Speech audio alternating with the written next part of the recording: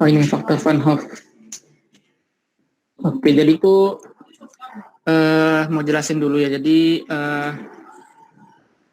kita kan udah belajar sebelumnya ada titik beku, terus penurunan titik beku, penurunan kenaikan titik didih, dan tekanan osmosis, dan penurunan tekanan uap itu kan.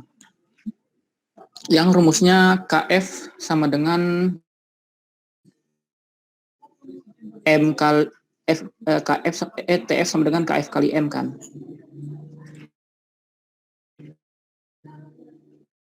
Untuk satu jenis zat gitu. Nah, di dalam air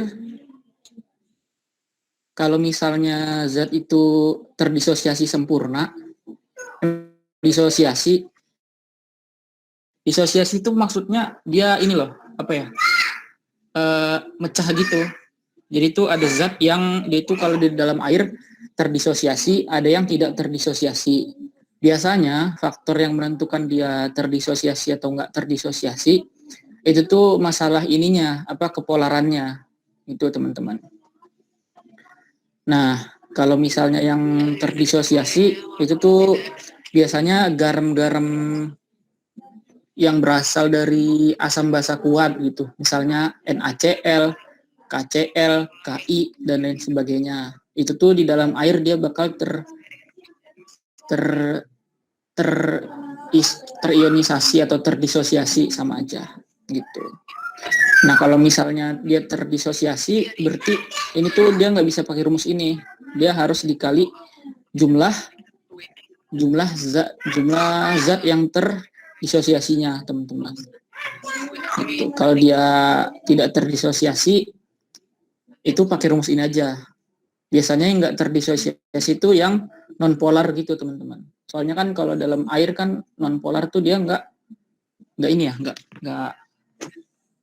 itulah dia nggak bakal terpecah gitu, nggak bakal terdisosiasi. Jadi ada yang namanya ini I atau faktor Van Hoff. I ini sebenarnya ya ginilah, dimasukin ke rumus ini kan. Nah, kalau misalnya dia nih, jadi langsung aja. Itu kan rumusnya 1 ditambah alfa kali N min 1. Alfa ini derajat disosiasinya. Ya kan? Alfa itu derajat disosiasinya. Maksudnya apa? Nah, jadi ternyata zat-zat yang terpecah gitu di dalam air itu tuh nggak mesti sempurna gitu mecahnya. Biasanya kalau misalnya asam-asam lemah, basa-basa lemah gitu, dia disosiasinya nggak sempurna, dan biasanya ada faktor ini. Faktor ini sebuah angka aja yang biasanya kurang dari 1 gitu. Kalau A-nya itu 1, berarti dia disosiasinya sempurna, ya kan? Nah, terus apa lagi? N ini jumlah zatnya, teman-teman, yang ada dalam larutan. Yang zatnya ini yang terpecahnya dalam larutan gitu. Misalnya kita masukin KCl di dalam air, ya kan? Berarti di dalam air dia tuh mecah jadi K plus sama Cl sama I- kan. Kok ini sorry ya, anggaplah ini Cl- lah ya. Anggaplah ini Cl-. Itu berarti dia di dalam air kan mecah jadi 2 kan, 1, 2. Maka nanti N-nya 2, teman-teman. Gitu. Ini juga kayak perlu hafal gitu sih. Maksudnya kira-kira yang hafalin aja yang biasanya terdisosiasi sempurna itu biasanya kalau golongan 1 dan 2 dia berikatan sama golongan 6 atau 7 gitu ya. Gitu. Jadi dia bakal terdisosiasi sempurna biasanya. Terus juga kalau terdisosiasi sempurna, A-nya ini nggak disebutin dalam soal, teman-teman. Soalnya pasti nilai A-nya 1. Gitu ya. Contoh soal mana ya? Nah ini mungkin contoh soal nih, titik beku larutan oralit. Oralit itu kan NaCl ya, garam lah, yang mengandung 4,5 gram glukosa.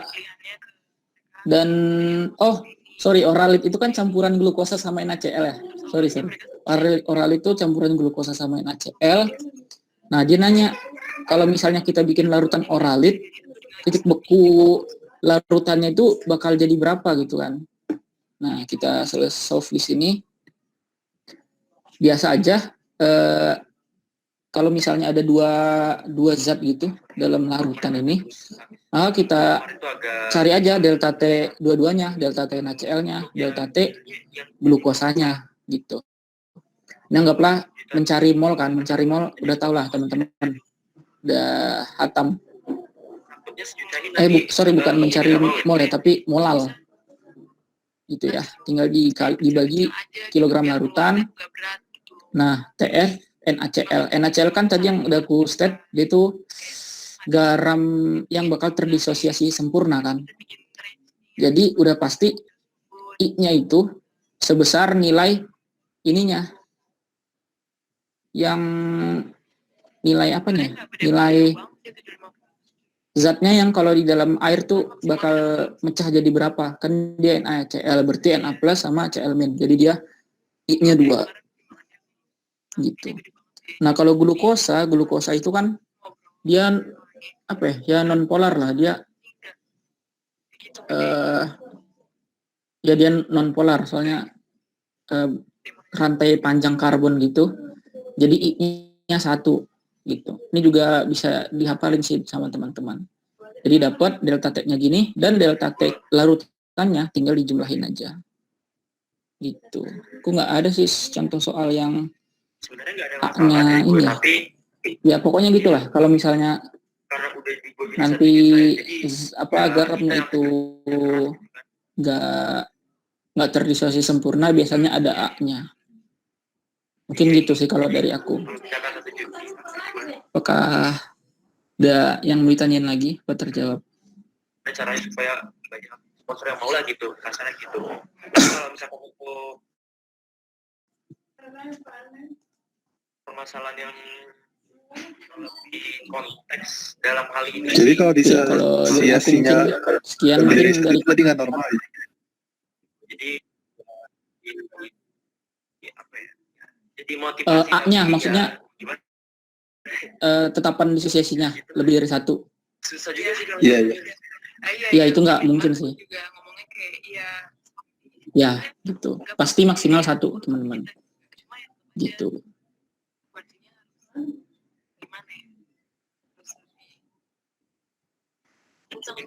Kayak mungkin dari kakak-kakak yang lain ada yang mau nambahin?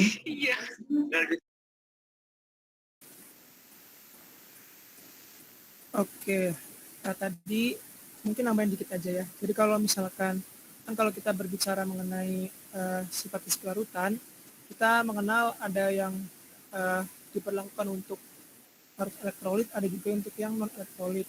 Ya. Nah, faktor Van Hoff ini dia digunakan untuk yang elektrolit. Tadi untuk istilah disosiasi, ada juga istilah ionisasi.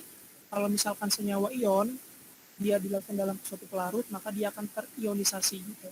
Tapi kalau misalkan suatu molekul dia dilakukan dalam suatu pelarut, maka dia akan terdisosiasi. Nah, derajat ionisasi atau derajat disosiasi itu nggak mungkin lebih dari 1 ya, karena dia rentangnya itu 0 sampai 1. Kalau dia elektrolitnya kuat, maka dia akan mendekati 1. Tapi kalau dia elektrolitnya lemah, dia akan mendekati 0. Nah, faktor Van Hoff sendiri kan rumusnya kan I sama dengan 1 ditambah N-1 alfa ya. Nah, derajat disosiasi itu alfanya, sedangkan faktor Van Hoff itu tadi I-nya, dan N-nya tidak lain adalah jumlah partikel yang terionisasi. Gitu. Tadi si penanya itu terjawab nggak kira-kira? Terjawab. Oke, lanjut ya. Kita ke pertanyaan siapa nih? Tadi di kolom chat ada yang tanya tentang deviasi di hukum Rowe. Mangga, Kak Rahma atau Kak Isan.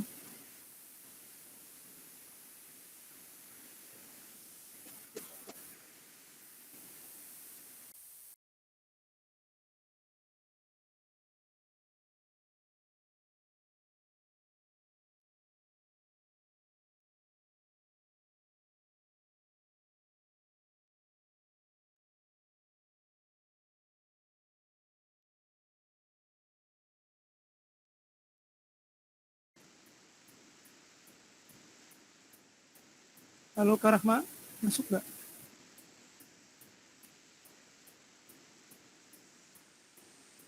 Halo, halo. Masuk Kak. Oh, udah. Ya. Deviasi tadi maksudnya yang ini ya, apa namanya, grafik naik sama turun itu ya?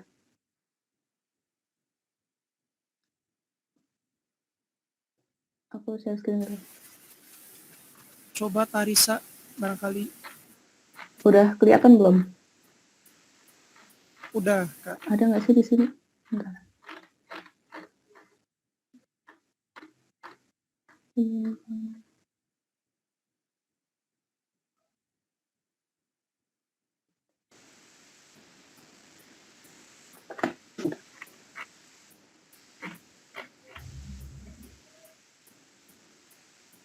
Bentar ya, aku buka PPT-nya dulu yang lebih terlihat.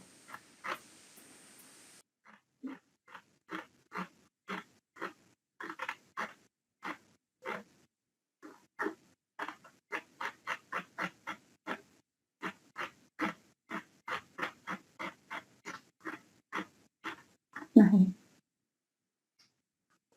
Yang ini kan ya harusnya penyimpangan hukum Raoult.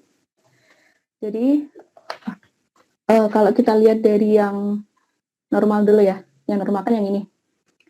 Ketika kita campurin ada dua komponen, dari apa sih namanya, si pelarutnya sama si zat pelarutnya, maka di sini bisa terlihat ini yang normal ya, yang nggak ada penyimpangannya. Di sini kita grafik dari sumbu X-nya itu kita pakai XA itu kan fraksi mol dari A-nya.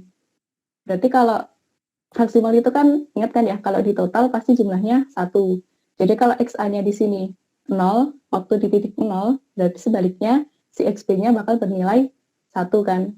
Jadi kalau kita lihat, oh ini yang sembunyinya si tekanan, apa namanya, tekanan uap. Jadi kalau kita lihat di sini di titik XA-nya 0, si XB-nya kan berarti dalam campuran itu cuma ada B semuanya, B murni. Berarti di sini adalah titik tekanan uap murni dari si B.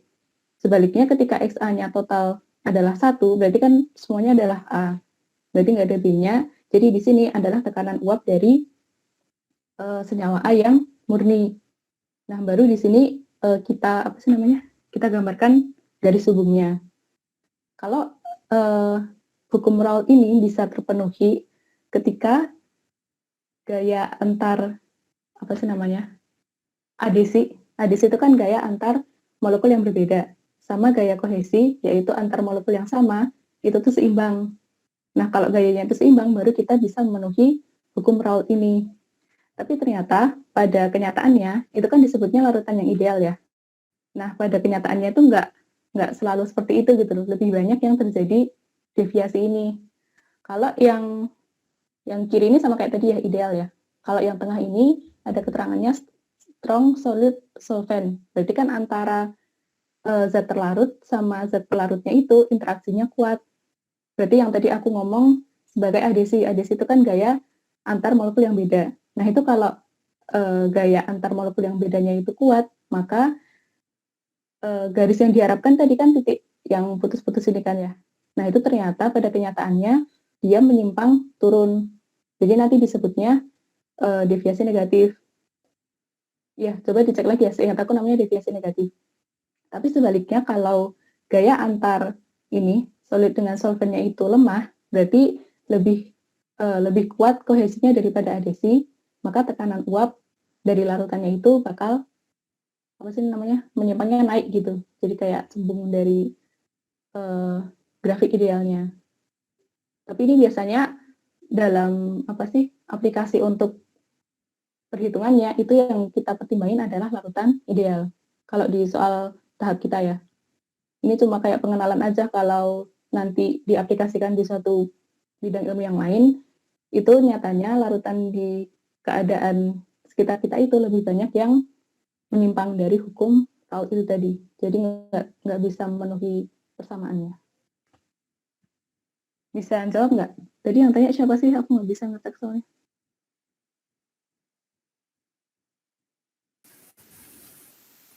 Tarisa tadi, Tarisa. Tadi saya.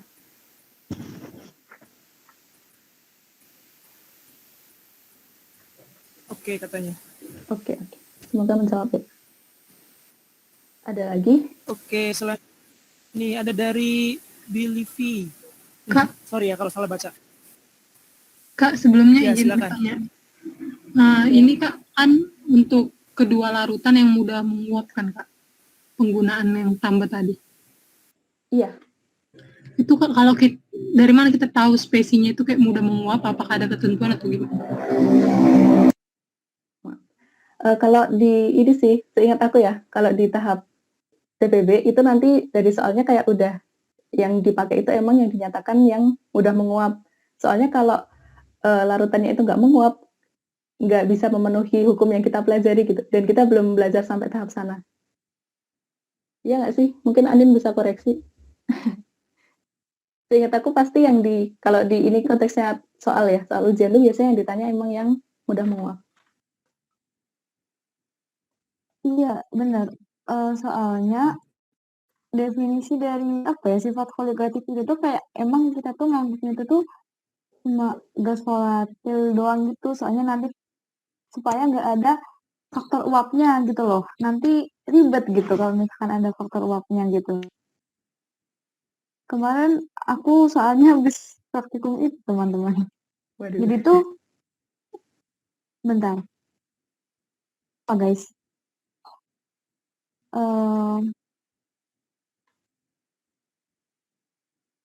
Kalau definisi dari buku yang aku pelajari ya, bukunya aku lupa bentar. Itu tuh memang dalam sifat koligatif itu larutan diasumsikan sebagai zat laut yang tidak mudah menguap sehingga tidak ada kontribusi dari fasa uap gitu loh.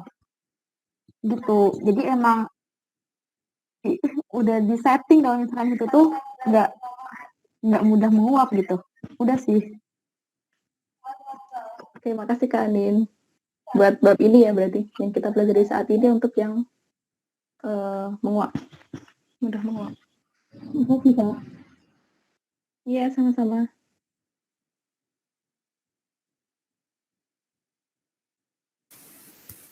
Tadi ada yang tanya nggak sih? Ada nih, ada dari Billy V nih. Pertanyaannya, efek temperatur pada kelarutan. Ini masuk ke materi apa ya? Efek temperatur pada kelarutan. Itu dibahas di sini nggak ya? Bentar.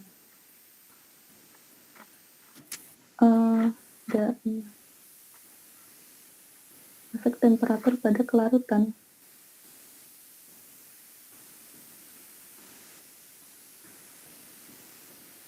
Itu masuk bab ini atau masuk yang kesetimbangan kimia? Kayaknya masuk bab ini deh. Cuma ada lupa juga.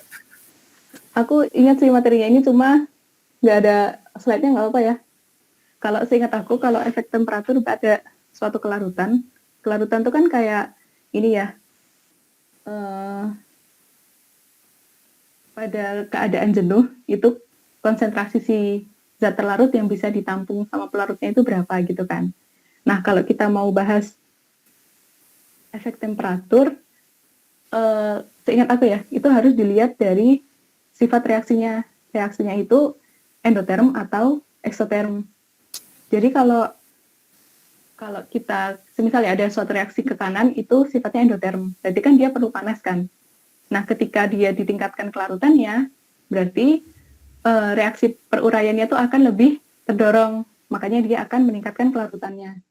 Tapi kalau sebaliknya, sifat peruraiannya itu adalah eksoterm, berarti ketika suhunya dinaikkan, dia malah cenderung membentuk solidnya. Jadi nanti menurunkan kelarutan. Tapi seingat aku itu bahasannya di, kalau di aku ya, itu dibahasnya di kesetimbangan kimia. Soalnya ada kaitannya sama reaksi peruraian si zat padatnya itu kan suatu reaksi kesetimbangan kan ya. Jadi gitu, bisa dilihat. Bentar deh, aku cari atau masuk sini ya. Oke, mungkin aku bisa nambahin dikit ya, Mak. Iya, sob.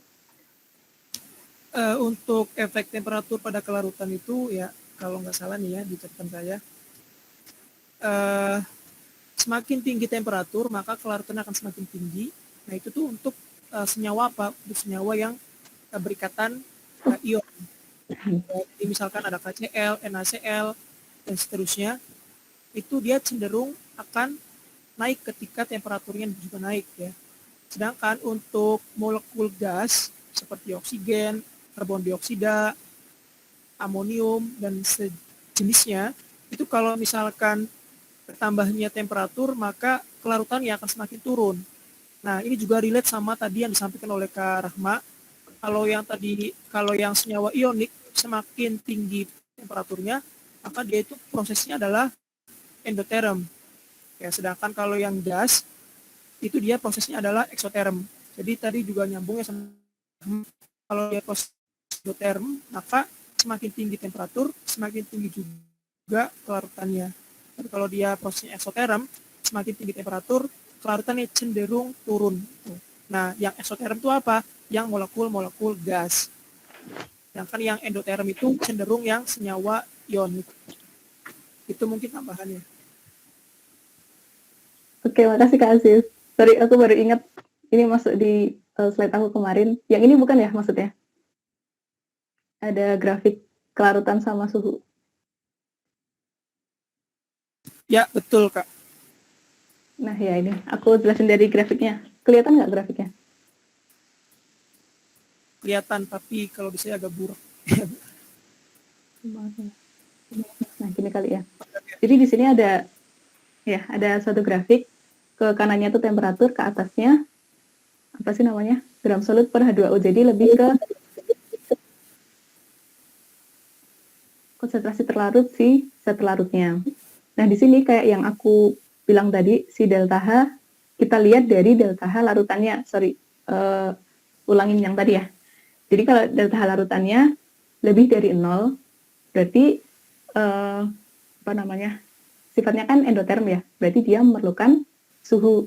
Maka ketika kita suhunya naik kan, dia kan panasnya jadi tersedia lebih banyak kan. Jadi dia cenderung untuk melarut. Makanya kelarutannya akan naik. Seperti ini contohnya NH4NO3 ini yang paling paling signifikan ya naiknya, paling terlihat. Atau ada juga yang sukrosanya juga naik.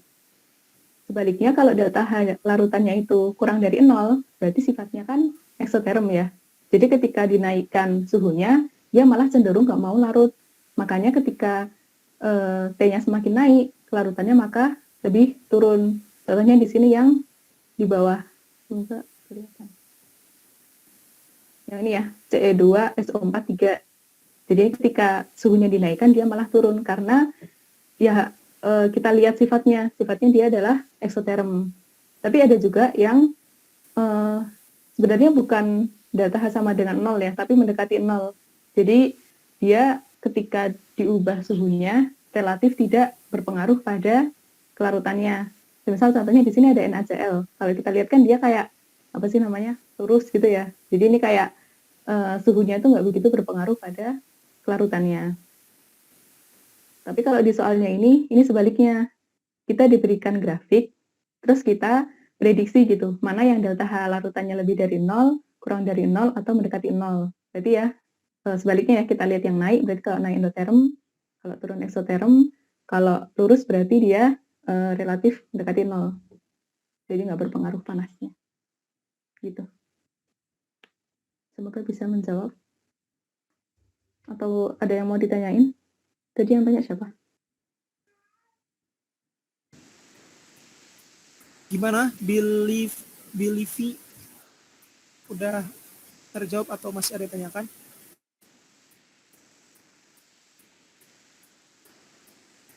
Oke, paham katanya. Kita lanjut lagi ya. Amin. Ya gimana Kak?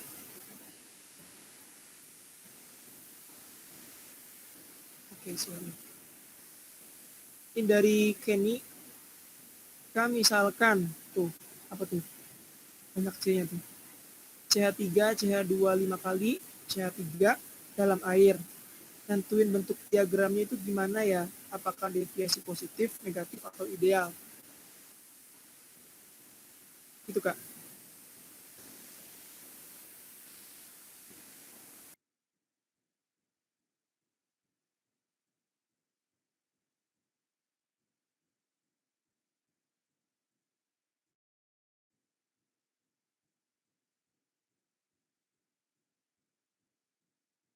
Sorry sis, tadi senyawanya apa? Di aku nggak kedengeran. CH3, CH2 5 kali, CH3.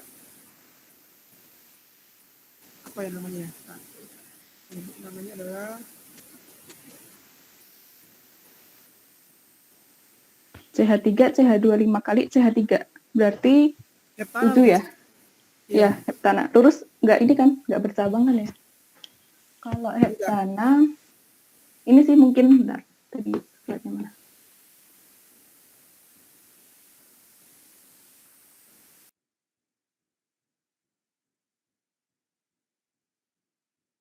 Ini ya.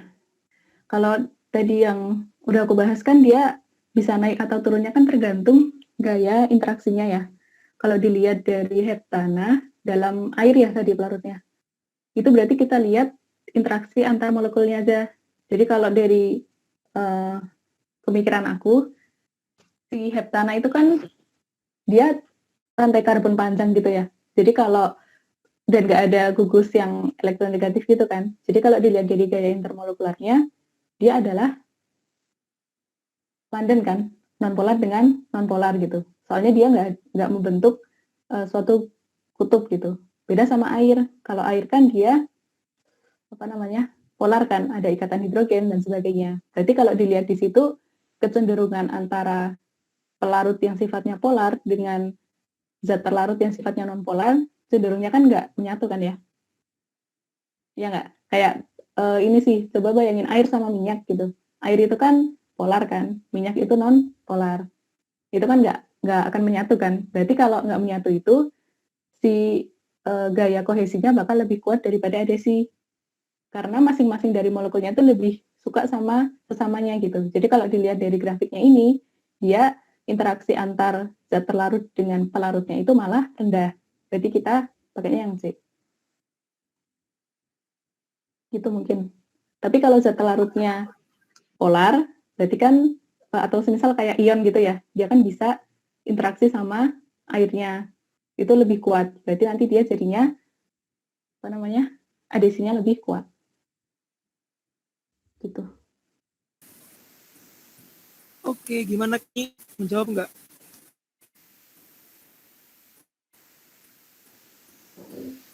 Oke, paham katanya. Mantap. Semoga menjawab. Ada lagi nggak sih? Belum ada sih Kak ini Kak untuk sifat larutan. Silakan teman-teman boleh ditanyakan kalau ada yang masih bingung tentang sifat larutan sebelum kita lanjut ke kinetika ya.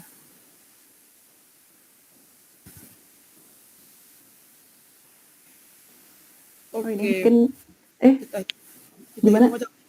Dihitung aja kali ya. Oke. Dihitung sampai berapa nih sampai? Mau nanya Kak? Oh ya, silakan. Silakan. Mau nanya Kak, kalau kayak yang rantai hidrokarbon panjang itu kan ada soal tuh yang itu lebih baik, paling baik larutnya itu dalam yang kayak gimana ya Kak? Itu gimana cara taunya yang lebih baik? Itu pilihan ganda ya berarti? Dari pilihan gandanya itu apa aja pilihannya? Ingat nggak? Mungkin di yang slide 9 Kak, beda kayaknya. Bedanya. Yang dari Pak Rukman maksudnya? Iya kayaknya. Iya dari Pak Umar. Wait, aku buka dulu.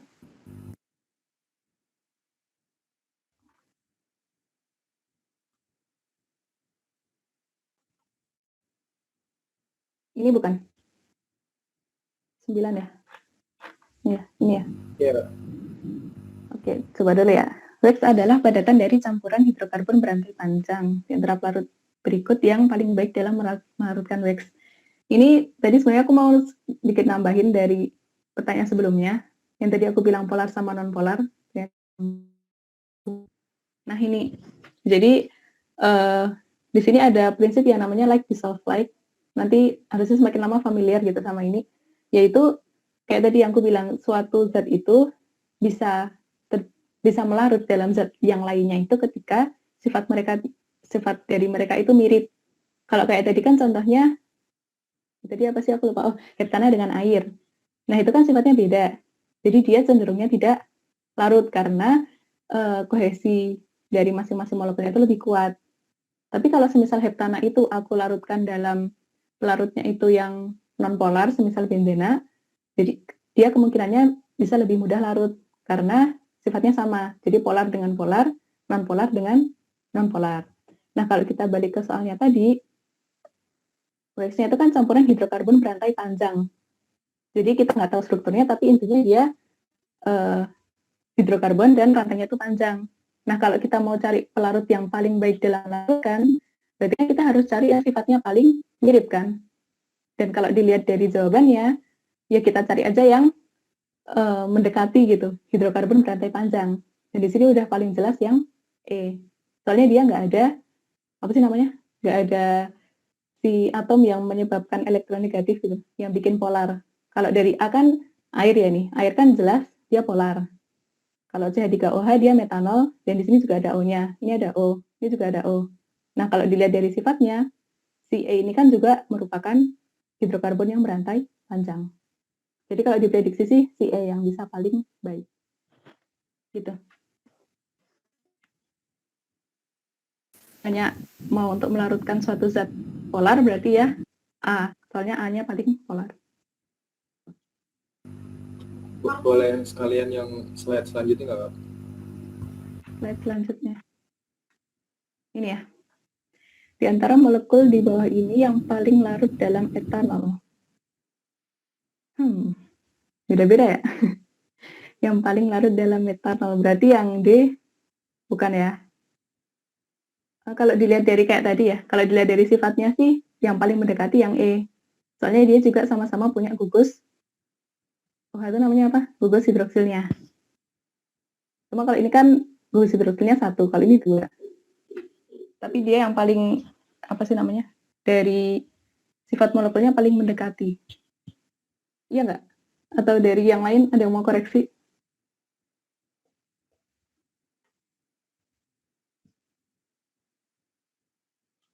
Halo? Andin atau Aziz mungkin? Atau Ihsan? Kak, itu jadi jawabannya E ya? Kalau aku mikirnya sih E, tapi nggak tahu sih. Ini nggak ada ini jawaban dari bapaknya gitu. PT bapaknya kan.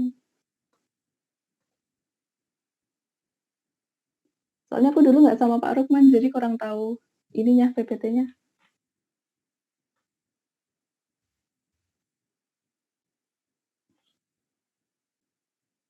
Kalau dari aku gitu, jawabannya yang E, soalnya kalau dilihat dari strukturnya dia paling mirip sih. Kalau C ini, ya ada O-nya, tapi dia, sifatnya apa sih namanya, gugusnya CO ini? Keton ya? Keton apa ether? Keton. Keton. Ya. Keton. Jadi kayaknya lebih ke E sih. Kalau aku disuruh milih lebih ke E, karena alasannya itu lebih E. Oke, Kak. Makasih, Kak. Kalau aku juga, soalnya itu sama-sama polar gitu. Iya kan? Ya, semoga ya. Tapi kalau antara ada, misal dari dosennya ada jawaban yang, apa sih namanya? Kok beda, kok berlainan, ikutin dosennya aja gitu. Dari aku sih E. Kak, waktu itu dosen saya ngasih tahu jawabannya emang bener E kok, Kak. Oh, oke. Karena ada ikatan hidrogennya. Karena ada ikatan hidrogen. Oh, iya bisa kalau dijelasin dari situ juga. Kan tadi inti biar kita bisa larut itu kan si terlarut sama pelarutnya harus ada interaksi yang lebih kuat kan. Si adesinya harus lebih kuat daripada kohesi. Nah, kalau di sini, kalau kita lihat dari strukturnya, si CH3OH sama ini, yang E ini kan sama-sama bisa membentuk ikatan hidrogen kan. Antara, apa sih namanya, kalau misal kita lihat dari yang C nih, si H-nya kan ikatannya sama C, berarti dia sulit untuk membentuk ikatan hidrogen dengan O-nya. Apalagi yang D ini malah nggak ada atom yang elektronegatif. Gitu. Jadi dilihat dari situ juga bisa. Pokoknya yang interaksi antar terlarut dengan pelarutnya yang paling baik, berarti itu yang paling larut. Intinya itu. Betul. Jadi intinya tuh kalau misalkan larut atau enggak tuh kayak apa ya, polar larut ke polar, terus non polar larut ke non polar gitu sih. Ya. Yang sifatnya persis. Soalnya kalau sifatnya persis dia interaksinya baik. Gitu. Oke, semoga bisa menjawab ya. Ada lagi?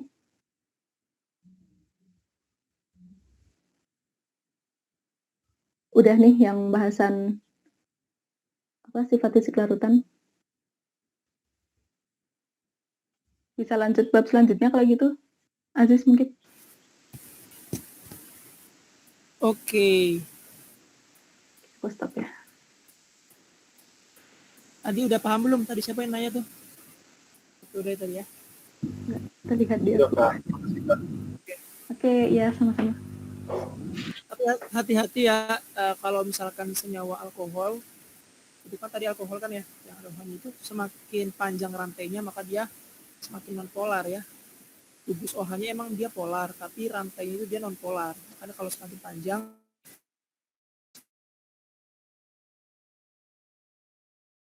tuh. Oke, kita lanjut. Sekarang mungkin boleh masuk ke kinetika ya, Kak. Nah, teman-teman yang mau bertanya tentang bab kinetika kimia, boleh langsung open mic atau melalui kolom chat di Cimbiknya. Silakan.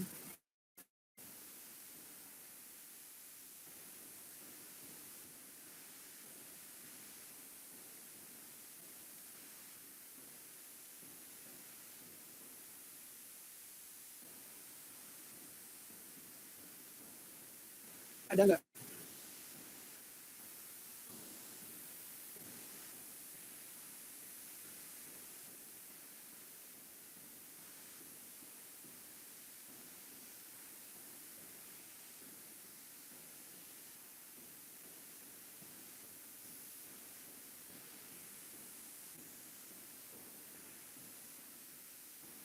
Halo? Suara saya masuk nggak sih? Nggak masuk suara saya.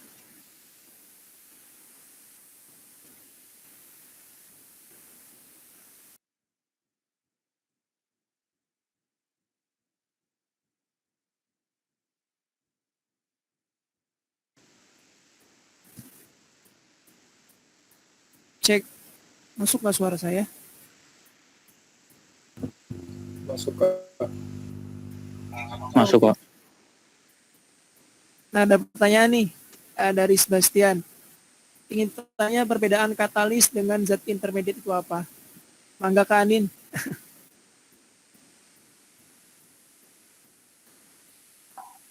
Nah, kalau menurut aku katalis tuh cuma buat nyebutin reaksi kayak apa ya, nurunin energi aktivasi. Kan kalian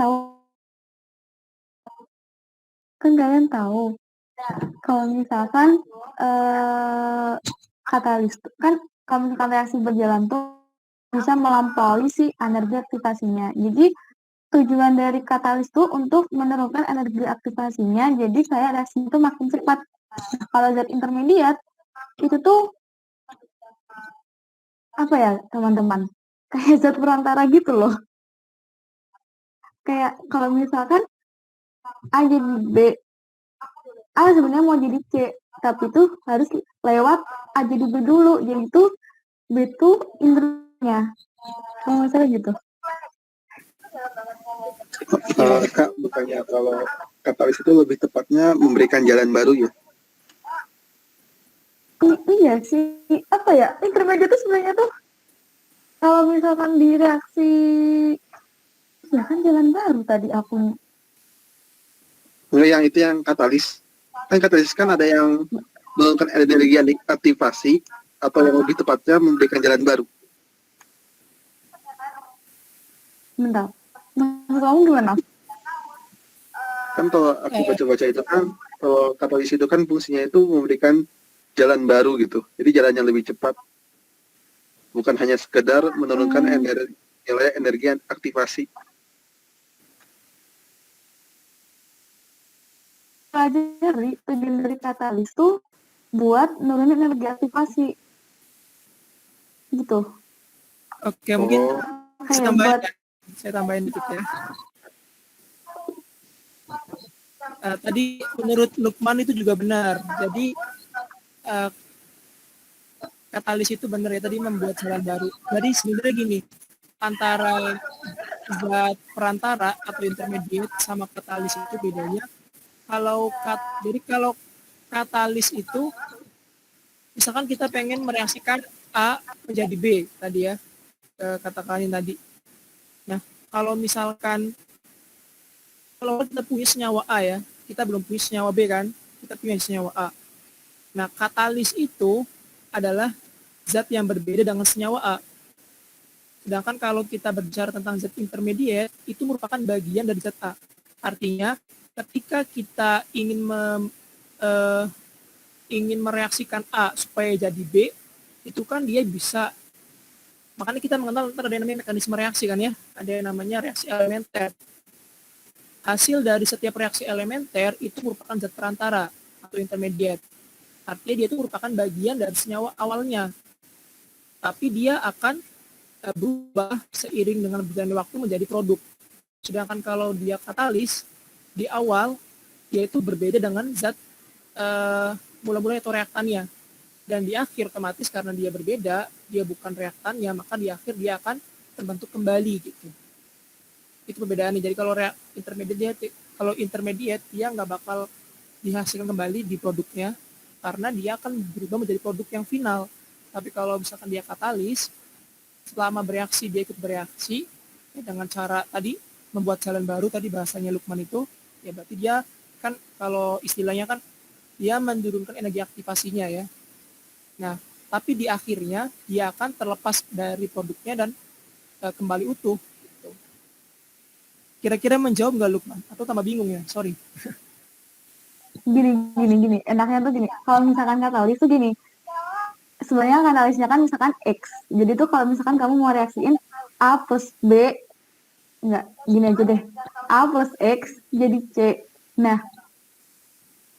terus tuh si X-nya tuh kayak terbentuk, enggak, ini gimana ya nyebutnya, A plus X terus menjadi C plus X, atau intinya tuh kalau katalis tuh di produk tuh bakal terbentuk kembali kan. Nah, kalau misalkan intermediate itu tuh cuma jadi A plus B plus X terus jadi C, terus gitu guys, A plus B salah guys, gini pas aku tuh kayak gini, kalau misalkan katalis tuh ya X kan misalkan katalis. Nah, si X itu tuh di reaktor tuh ada. Nah, abis itu si X-nya tuh di produk tuh jadi ada lagi gitu. Itu namanya katalis. Misalkan intermediate, X-nya tuh hilang gitu. Di produk tuh apa ya? Di akhir produk tuh nggak ada. Jadi itu kalau misalkan intermediate itu X. Jadi kalau misalkan reaksinya tuh A plus A jadi B terus ditambah X, A jadi B terus ditambah X. Nah, terus kan jadi nanti tuh X-nya tuh pokoknya tuh hilang gitu loh. Gimana ya? Aku bingung gitu nyebutnya. Pokoknya intermediate nanti tuh bakal hilang, di akhir tuh bakal hilang. Tapi kalau katalis tuh terbentuk lagi gitu. Itu sih.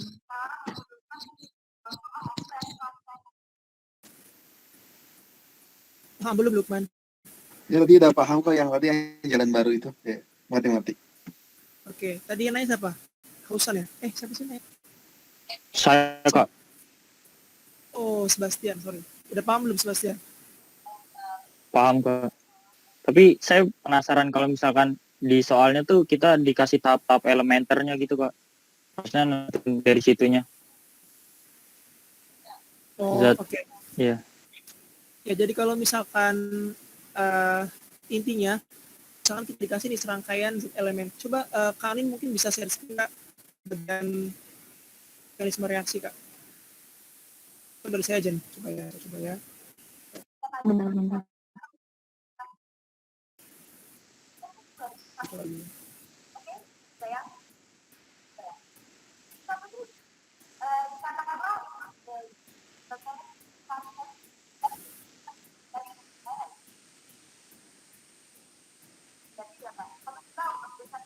Udah terlihat belum? Belum, Zis. Oh, belum. Sabar. Sekarang udah?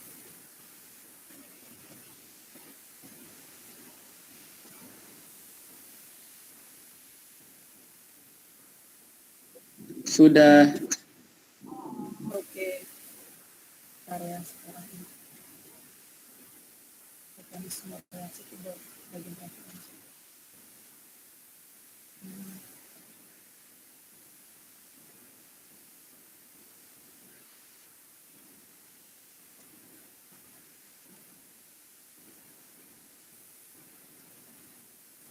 Bentar ya guys ya.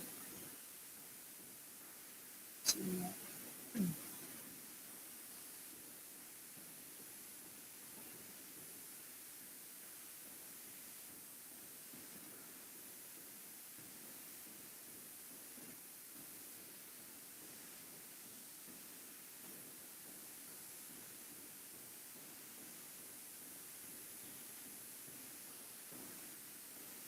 Di kalian bilang ya sekarang ya?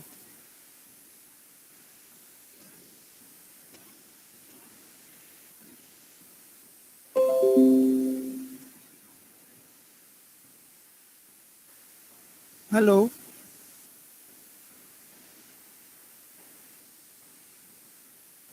Halo Kak. Di kalian yang kelihatan apa sekarang? Masih kosong Kak. Oke, bisa di sini. Ah, ini pas. Nah,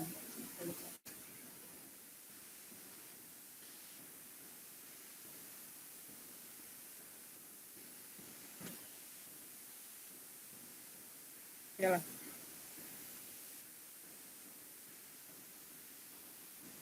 Oke. Coba teman-teman lihat, saya kasih ambil contoh ini aja ya. Yang mekanisme 2 nih.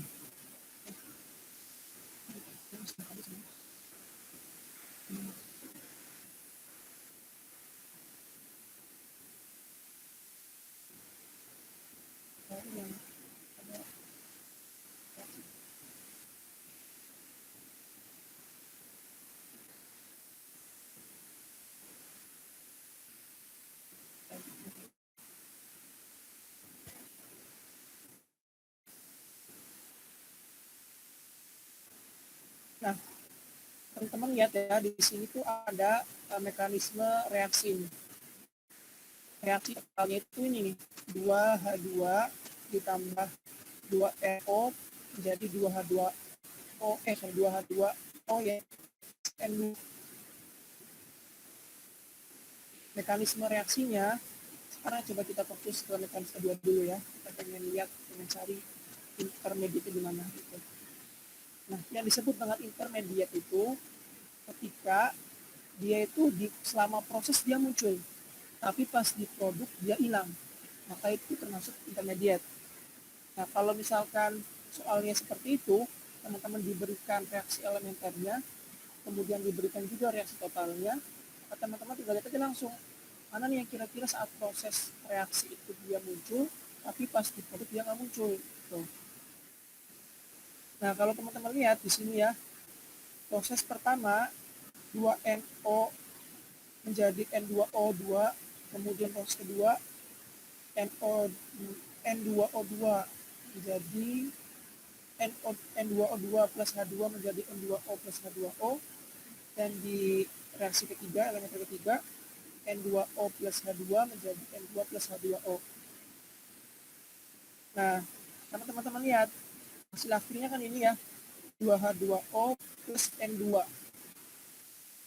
Jadi kira-kira menurut teman-teman mana nih yang termasuk intermediate nih?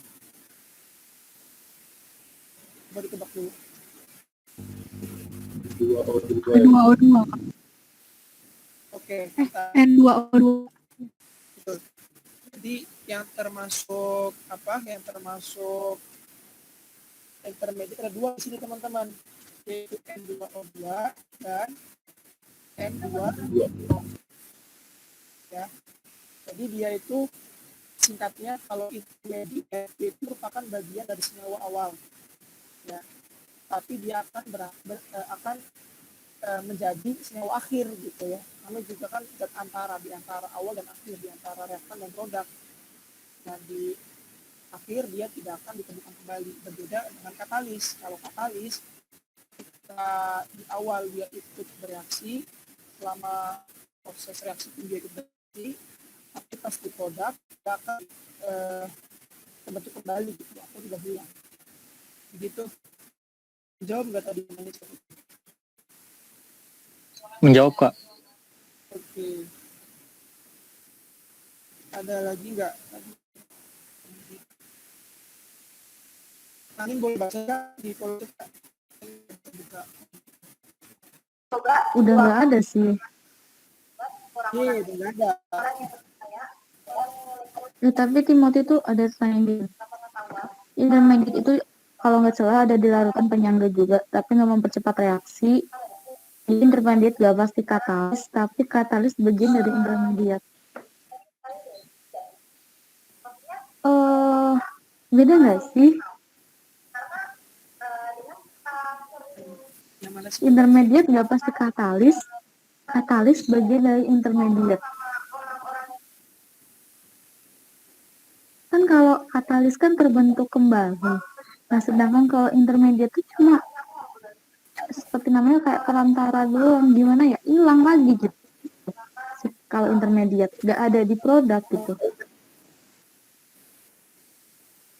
Itu tuh yang kata Sarah tuh benar tuh. Yang kata Iya, Sarah kalau Hanifah itu benar. kata Sarah benar. Zat intermediate. Ya. Kania untuk intermediate itu tidak bisa mempercepat ya, tidak bisa mempercepat reaksi karena dia itu ibaratnya alamiah lah ya, naturalnya gitu. Benar, zat perantara doang gitu. Kasian banget ya, abis itu hilang dia. Kak, izin tanya. Boleh silakan. Kan ini kan Kak, katalis ikut bereaksi namun akan terbentuk kembali. Aku belum paham ini di mekanisme 2 itu yang bentuk itu yang mana? Mekanisme 2 itu berarti PPT yang tadi. Ini ya. Kalau teman-teman lihat di reaksi ini tidak diberi keterangan adanya katalis. Kalau teman-teman mau lihat gimana produknya, ya sebenarnya dia reaksi total aja. Reaksi ini totalnya. Berarti yang terbentuk apa? 2H2O plus N2. Ya, jadi gini lah. Teman-teman kayak ngejumlahin gitu, terus ya kayak dicoret. Nah itu kan kalau dia berbeda berbeda tempat tapi yang kanan sama kiri ya dicoret itu. Ini dicoret. Terus N2O2 juga dicoret. Nah, dia menghasilkan 2NO ditambah 2H2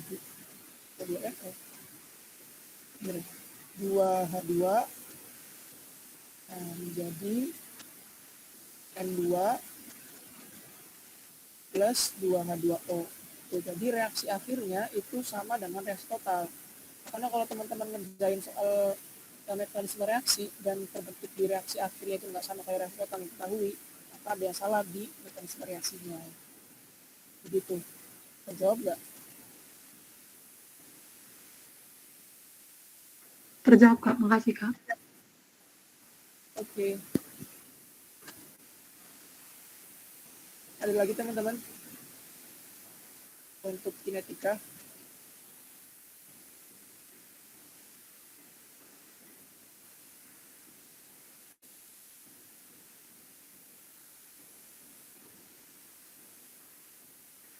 Di dalam reaksi yang sudah disebutkan.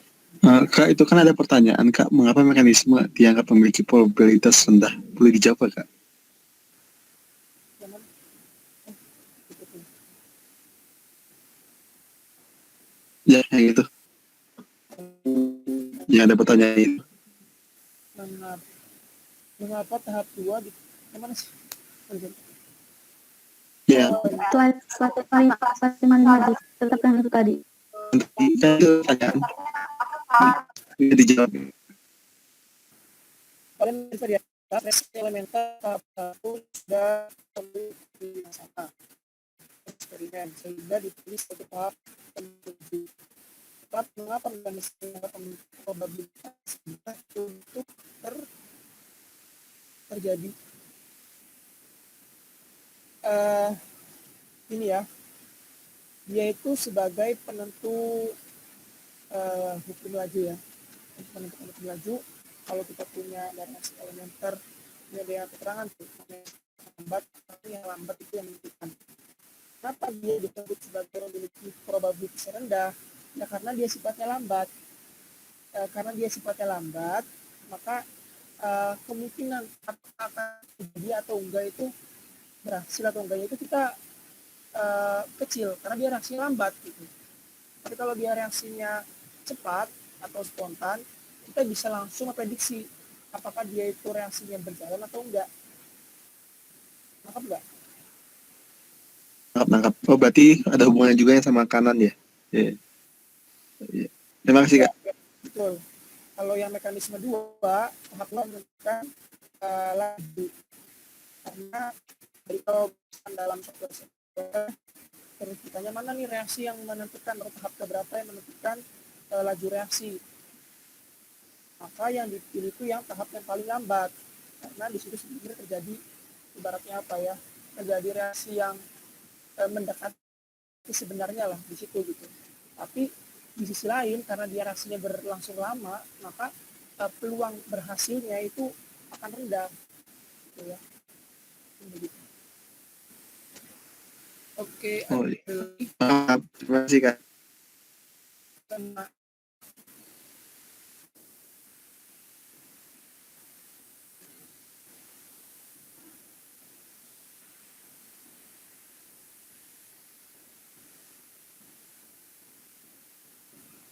Nah, membahas tentang reaksi elementer ya, kan teman-teman juga mungkin kenal tuh ada yang namanya reaksi spontan, ada yang tak spontan gitu.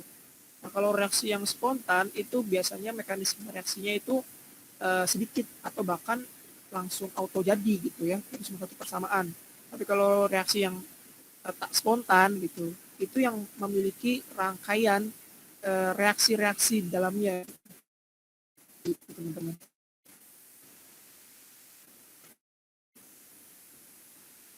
Kalau nggak ada lagi tentang kinetika yang tanyakan,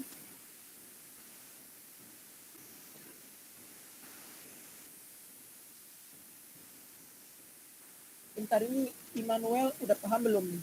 Anda dia naik di kolom chat ya. Coba Immanuel paham belum Immanuel?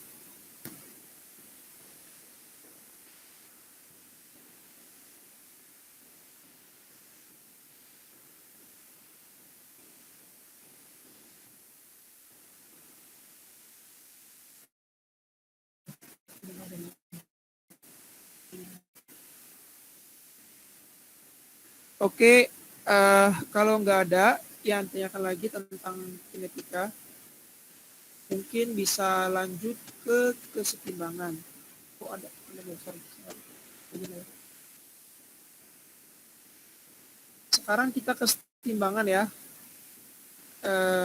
Mangga Kak Rahma dan Kaisan.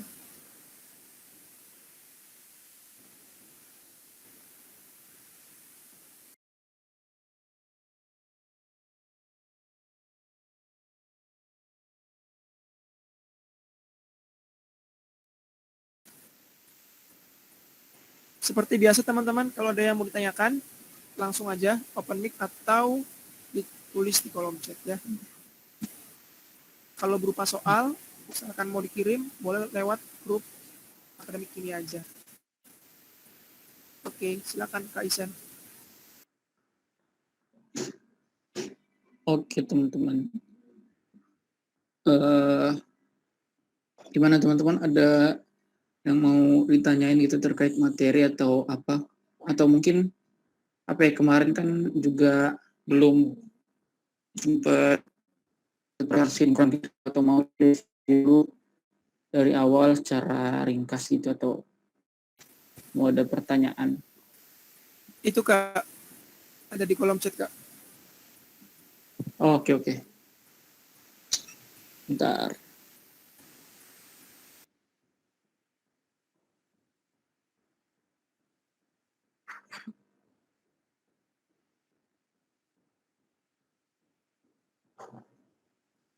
Reaksi 2 SO3 gas ditambah SO2 ditambah menjadi SO2 tambah O2 berlangsung secara endotermik. Prediksikan apa yang akan terjadi jika suhu dinaikkan. Suhu dinaikkan. Oh,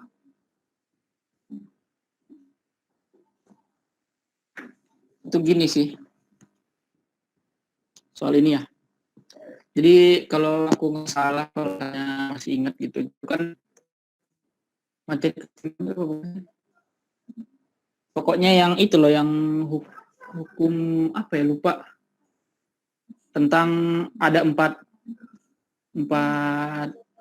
apa ya, hal yang dapat mengganggu kesetimbangan, yaitu penambahan zat, terus apa ya, volume, tekanan, sama suhu. Nah ya asli ya. Jadi sebenarnya ini kemarin materi yang disampaikan Rahma sih, cuman aku nyampein yang aku ingat aja. Itu kalau nggak salah dari asas Leccetera itu bilang kalau misalnya dia endotermik kan ini zatnya, teman-teman bisa lihat kan ya chatnya. Nah kalau misalnya dia zatnya endoterm, maka kalau suhu dinaikkan itu kan geser ke endo kan ya. Ini hafalin sih sebenarnya. Kalau suhu dinaikkan, kesetimbangan geser ke arah endoterm. Kalau suhu diturunkan, kesetimbangan geser ke arah eksoterm. Oke. Sampai situ disimpan dulu ya teman-teman. Nah, terus kalau kita lihat reaksi di sini, maksudnya ini kan reaksinya gini ya, SO2 menjadi SO3 menjadi SO2 tambah O2. Itu artinya kalau reaksinya ke kanan itu endoterm gitu kan. Jadi kalau SO2 jadi, kalau SO3 jadi SO2 O2 itu reaksinya endoterm kalau ke kanan gitu. Jadi kalau suhu dinaikkan, nah kesetimbangannya akan bergeser ke arah produk, itu SO2 ditambah O2 gitu kan. Oke, disimpan dulu. Jadi, kalau dalam gelas kimia nanti reaksi itu akan geser ke SO2 dan O2 gitu. Nah yang di sini pilihannya apakah KC menurun, KC sama, tekanan menurun, KC meningkat, dan lebih banyak SO3 yang diproduksi. Kita cek satu-satu aja kali ya. KC ini aku share screen aja kali ya biar enak.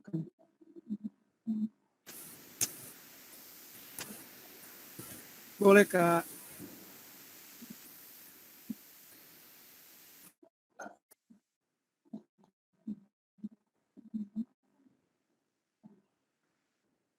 Sorry bentar, mana sih? Ini.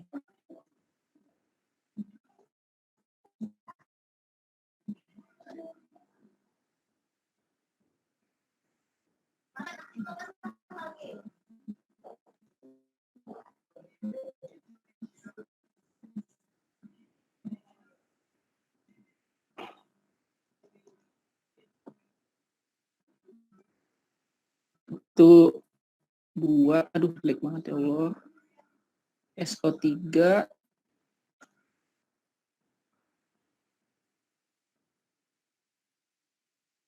jadi 2 SO2 ya. Ditambah O2 kalau nggak salah. Dia endoterm.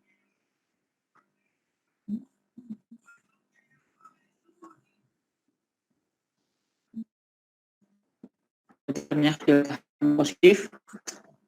Terus ya udah, kalau misalnya kita lihat kita state rumus K-nya, KC-nya, berarti kan SO2 pangkat 2 ya, dikali O2 pangkat 1 per 2 SO3. Maaf ya kalau tulisannya gini teman-teman. Nah, itu ya. Sedangkan berdasarkan asas Le-Chatelier, kalau misalnya reaksinya endotherm, dia kalau suhunya dinaikkan dia geser ke kanan. Ini geser ke sini. Itu. Jadi kalau misalnya suhunya dinaikkan, maka ini tuh bakal berlimpah yang ini. Jadi otomatis ini akan meningkat, ini akan meningkat, ini akan turun kan. Otomatis KC-nya akan meningkat kan. Soalnya pembilangnya itu tambah besar, yang penyebutnya tambah kecil. Gitu teman-teman. Jadi kalau dariku itu KC-nya akan meningkat sih. Ini ada tambahan dari kakak yang lainnya. Betul kok. Ya jadi kacinya meningkat ya karena tadi produknya salah. Gitu. Mbak Rina udah terjawab atau belum? Oke.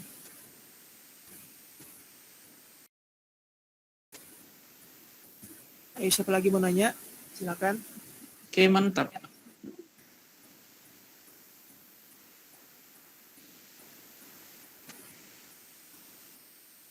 Silakan teman-teman mau tanya boleh.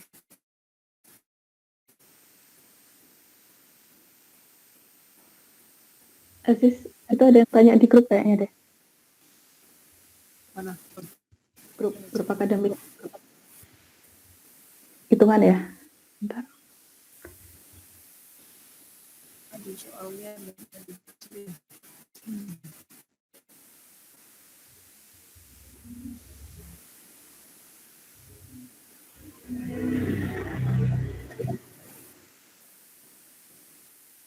Nah teman-teman bisa lihat mungkin ya soal yang dikirim di grup oleh Bill ya.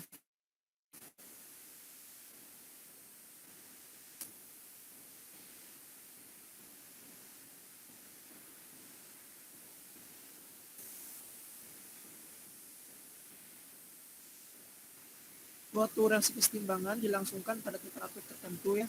Reaksinya ada 4N3 gas ditambah CO2 gas menghasilkan kesetimbangan 2N2O4 gas ditambah N6H2O. Jika pada awal reaksi hanya ada zat yang bereaksi, yaitu N2O4. Jika pada awal reaksi hanya ada zat yang bereaksi, di mana konsentrasi dari N2O4 sama dengan konsentrasi dari H2O itu 5,6 dan gas kesetimbangan konsentrasi airnya itu menjadi 0,6. Bukan konsentrasi NH3 pada saat kesetimbangan.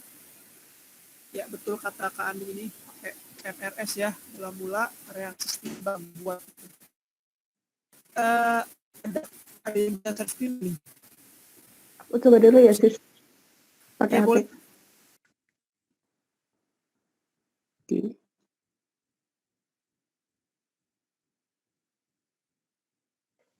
Kalau gini kelihatan jelas nggak ya?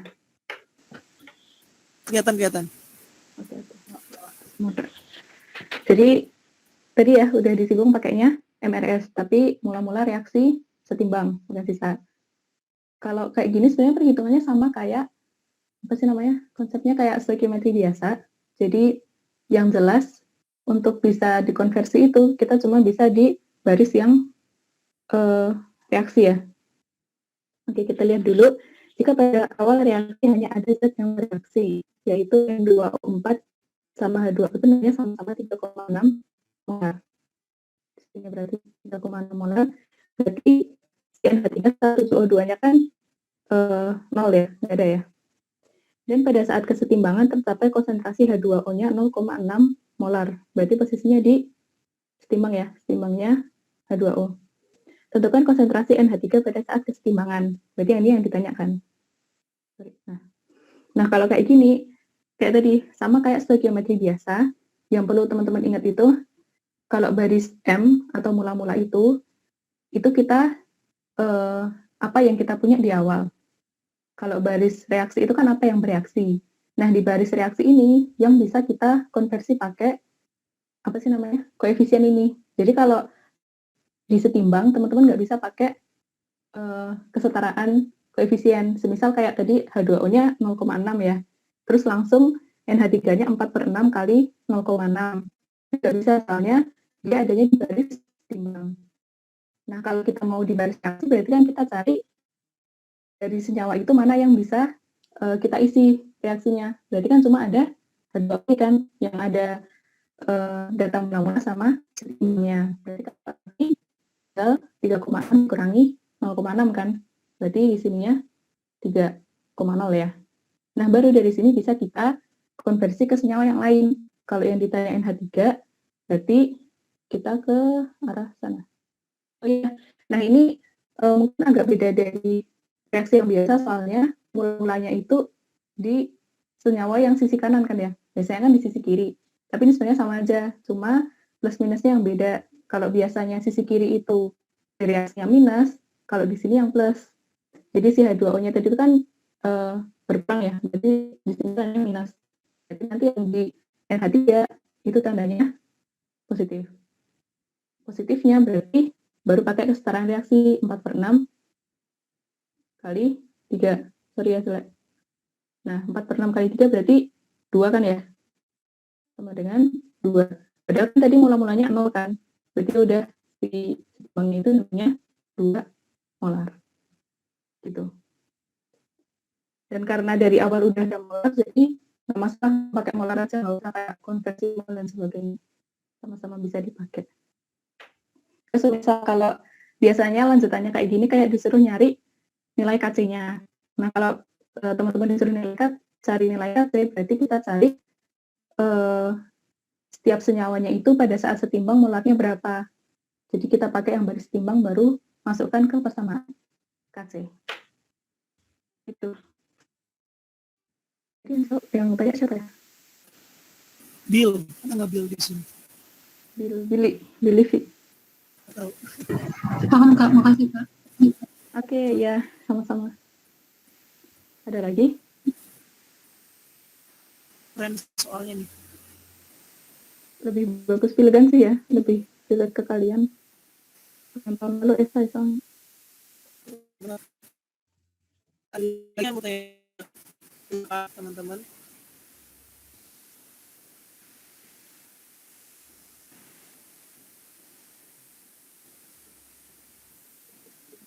Mungkin mau nambahin yang tadi ya. Iya, silahkan. Oke, nggak mau ngasih saran aja gitu kalau misalnya kalian bingung kok di produknya udah apa datanya terus malah jadi berkurang gitu di produknya gitu. Itu teman-teman balik aja reaksinya, nggak apa-apa kalau misalnya bingung kayak gitu. Soalnya kan ini kesetimbangan ya, jadi mau dibalik kiri kanan kiri sama aja gitu sebenarnya.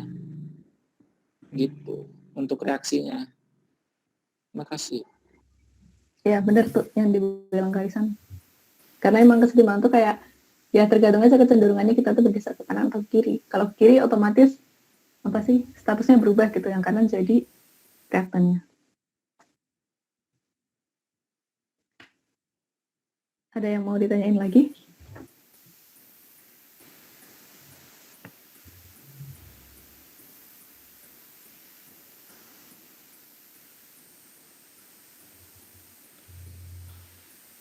Atau dari konsep materi juga boleh, kalau ada yang kurang jelas.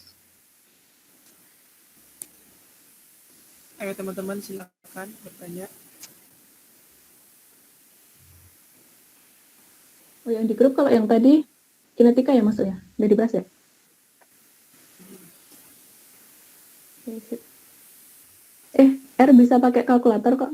Kalau ini nentuin regresi, pada bisa nentuin regresi kan pakai kalkulator. Pakai mode style-nya diatur stat, terus yang A plus BX. Terus nanti kalau mau nyari nilai A, B, sama R itu ada di shift 1. Shift 1 regresi, nanti bisa A, R, sama B ada di situ.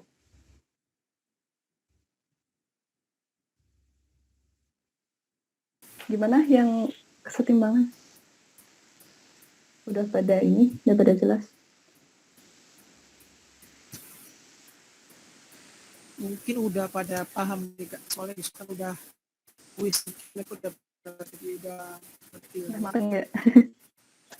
Mungkin sekarang buka cari lagi, silakan kalau ada yang mau tanya barangkali di bawah pikiran di materi sifat fisik, materi kinetika, dan materi keseimbangan. Masuk ke soal boleh silakan. Kami boleh lewat grup akademik ini boleh. Menurut saya karena kalau setelah ini kami terus slow respon lagi.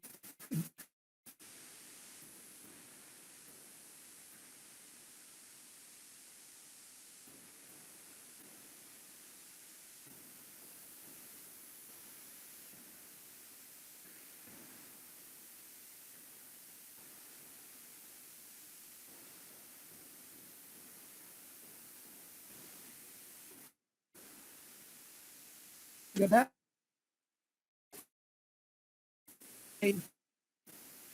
Oh dari Bill lagi ya, Bill lagi.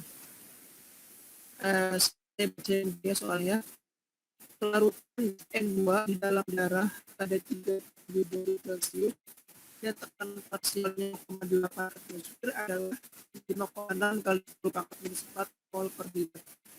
Seorang penyelam bernafas dengan udara terkompresi dengan tekanan parsial N2 sebesar 4 atmosfer.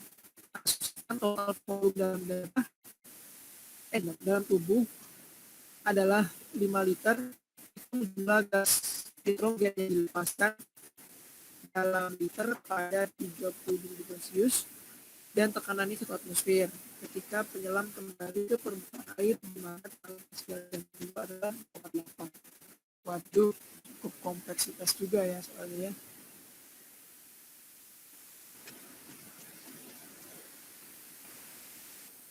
Gimana kakak-kakak yang lain?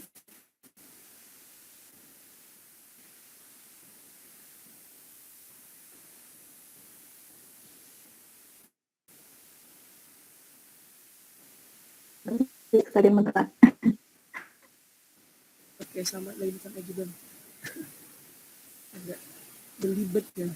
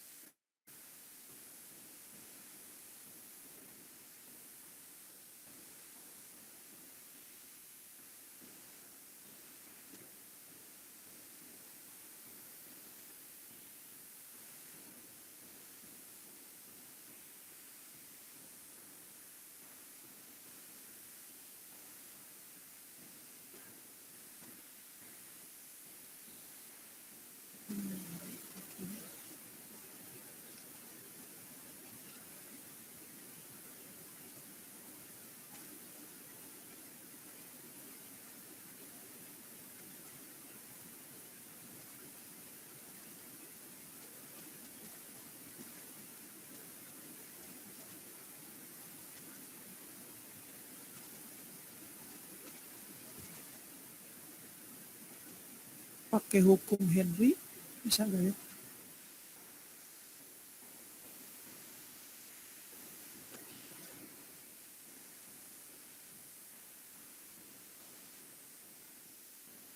Kamu mau nanya, Kak. Oh ya silakan. Kalau kice itu nggak tergantung sama fasa kan? Kice nggak bergantung sama fasa. Jadi misalnya gini, suatu reaksi A itu fasanya solid, B itu fasanya gas, dan C itu dan menghasilkan suatu produk yaitu C fasanya gas.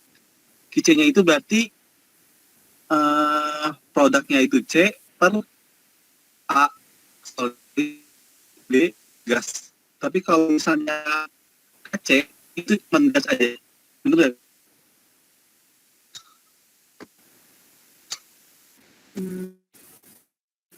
Bentar.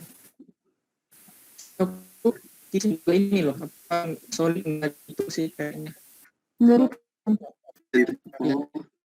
Ya, bentuk kalau kice itu apa ya? Bang gitu kan.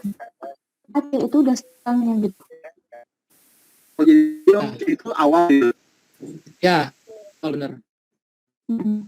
Oh, oke. Masih.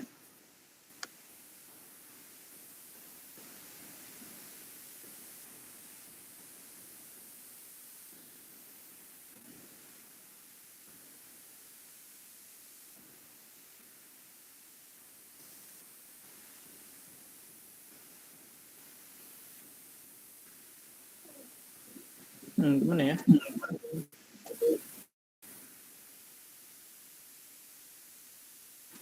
Pusing ya pertanyaan dari Bill nih. Cukup membuat agak liar ya. Aku juga pusing bentar. Bentar ya. Ada yang pakai kumis dulu. Gitu. Mungkin sih soalnya ada T, ada P di situ. Mm-mm.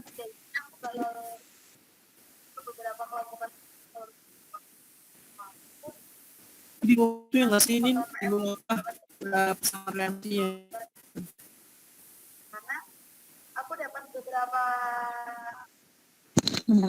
Bentar.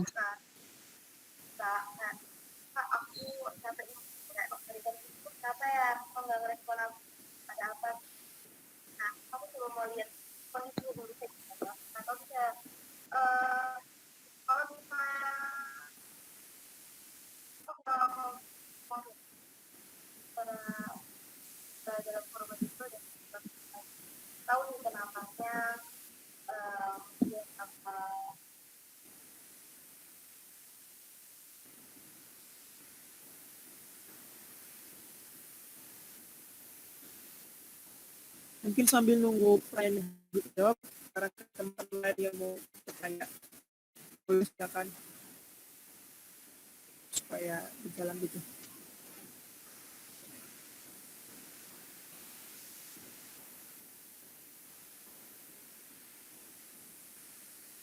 Untuk Bill harap bersabar ya Bill.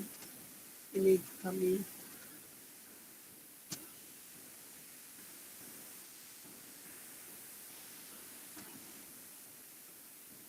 atau gini, itu soal apa ya Bill, kalau boleh tahu Bill, soal dari latihan-latihan atau gimana tuh?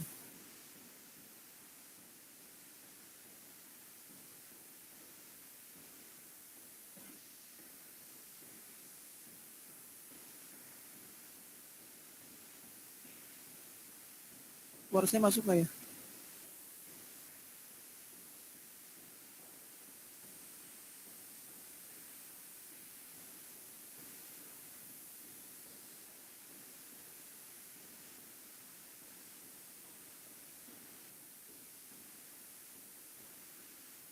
Oh, dapat dari cutting. Oke.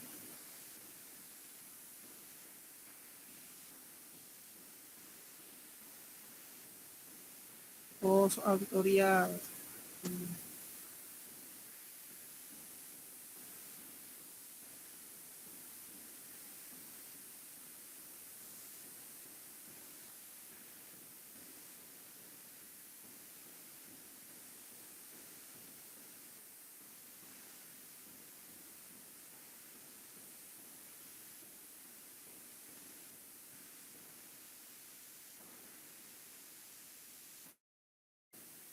Oke, mungkin eh, teman-teman boleh yang bertanya sambil nunggu saya butuh pertanyaan dulu.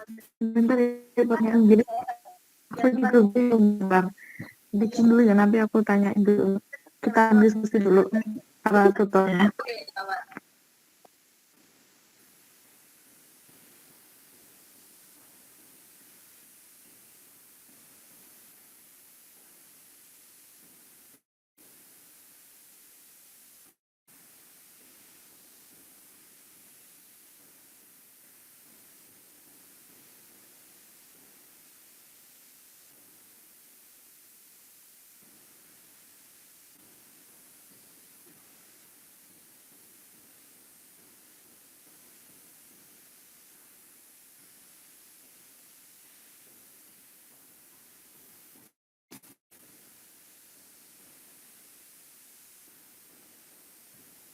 Berarti yang pertama itu berarti masih bab pertama ya. Yang apa sih namanya? Sifat koligatif itu ya.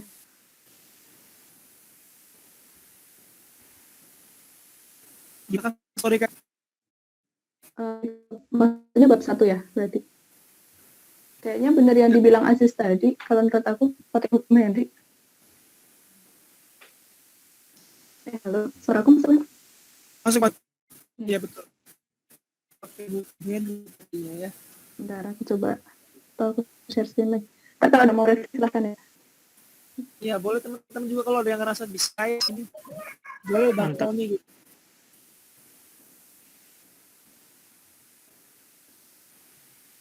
Bentar, aku masukin soalnya dulu.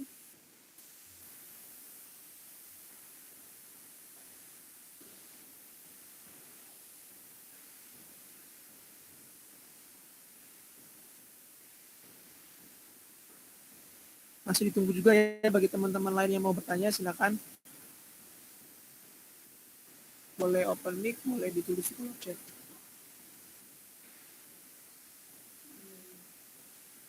Share screen.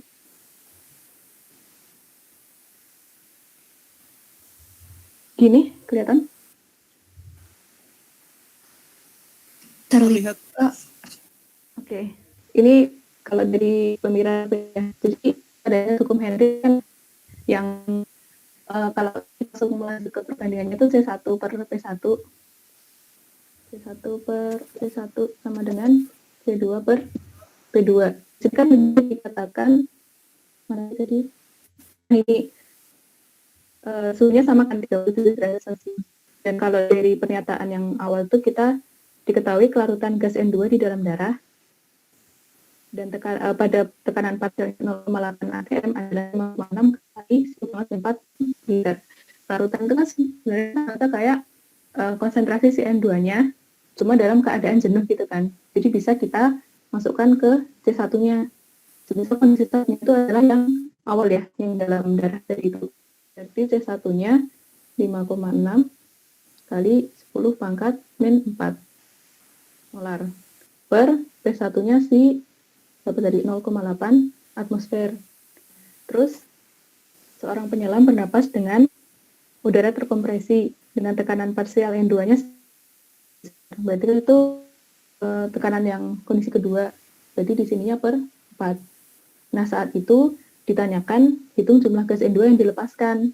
Kalau jumlah itu kan aku kurang tahu ini yang dimaksud itu dalam bentuk mol atau apa namanya? Jumlah molekul. Tapi intinya kan kalau mau ngitung jumlah kan kita bisa cari dari molnya. Sementara kan bisa kita tentuin dari konsentrasi kan. Jadi di sini kita tentuin C2-nya dulu. Nah, ini aku nggak ngitung hitungannya ya. Jadi nanti kita dapat C2, entahnya itu berapa. Terus di situ kan diketahui volume darah dalam tubuhnya 5 liter kan. Berarti kita bisa cari molnya. Mol itu M kali V kan. M-nya itu C2 dikali 5 liter. Nanti kalau dimintanya dalam bentuk apa sih namanya jumlah molekul, berarti tinggal dari molnya itu nanti dikali bilangan Avogadro. Itu kalau dari pemikiran aku sih. Kalau benar di bab 1 materinya. Itu minta volumenya dalam liter, Mak. Jumlah gasnya, Mbak. Kenapa sih? Kenapa sih? Jumlah gasnya dalam liter ditanya ini. Jumlah gas N2 yang dilepaskan.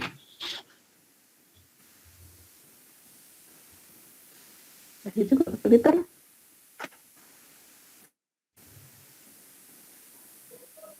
Pakai PVNRT gak sih? Dimasukin P sama T-nya gitu ya? Ya. Kan molnya udah ada. Berarti dari sini ya? Bentar. Ya, Di sini mencari P-nya. P sama dengan N kali R kali T per T. Gini ya?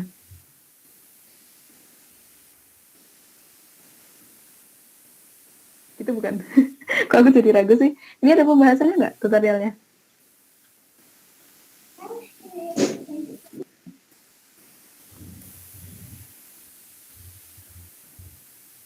ada Yang katanya.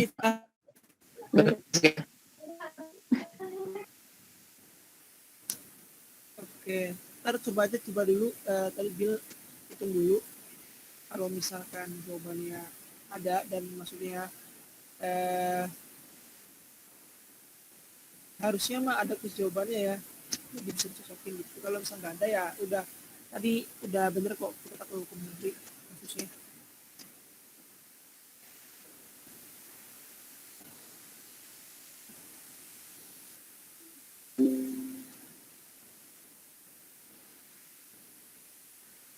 Ayo silakan teman-teman yang lain yang mau bertanya.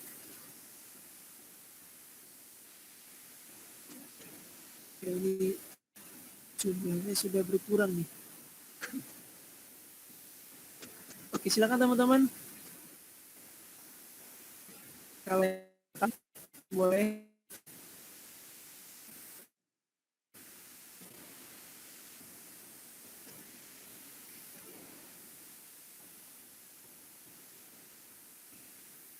Oke, mantap. Dari Bang Fardi. Izin bertanya, pada penentuan tekanan uap jika terlarutnya merupakan elektrolit, apakah menggunakan Van Hoff pada penentuan fleksibelnya? Iya benar. Kayak faktor Van Hoff juga.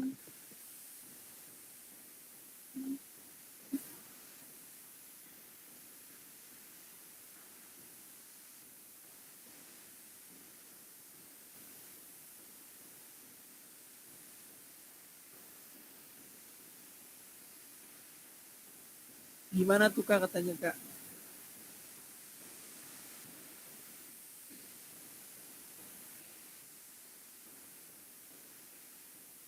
Seingat aku dia pakai faktor Van Hoff, tapi ini kan kalau kalian lihat yang bagian penurunan kelarutan itu kan ada yang asli ya, maksudnya yang P sama dengan XP kali P murni, jadi bukan yang delta P, kan ada dua rumus kan. Nah yang asli itu yang bisa dikaliin faktor Van Hoff. Tapi kalau setelah kita turunkan dari rumus pertama itu kan kita baru dapat ya delta P sama dengan X terlarut kali tekanan uap larut murni. Nah itu I-nya jangan dimasukkan ke rumus yang itu gitu. Jadi kita balik ke rumus yang apa sih namanya? Rumus dasarnya dulu. Tapi tetap dikali faktor Van Hoff-nya. Oke, mungkin saya nambahin dikit ya. Jadi untuk fraksi mol kalau misalkan dia elektrolit terlarutnya, maka nanti kan kalau fraksi mol kan misalkan kita pengen mencari fraksi mol terlarut, berarti kan mol terlarut per mol total, artinya mol terlarut plus mol pelarut. Baliknya kalau kita pengen nyari fraksi mol si pelarut, berarti mol pelarut per mol total. Nah, yang dikali sama faktor Van Hoff itu siapa? Teman-teman bisa kali di mol yang terlarutnya. Ya, jadi contoh nih ya, misalkan terlarutnya MgCl2, terus yang pelarutnya air. Nah, berarti kan si terlarutnya itu elektrolit ya. Nah, kalau misalkan teman-teman pengen mencari fraksi mol dari air misalkan, berarti kan molnya air per mol air ditambah molnya si MgCl2 tapi dikali dengan faktor Van Hoff. Jadi yang dikali faktor Van Hoff itu yang elektrolit tadi.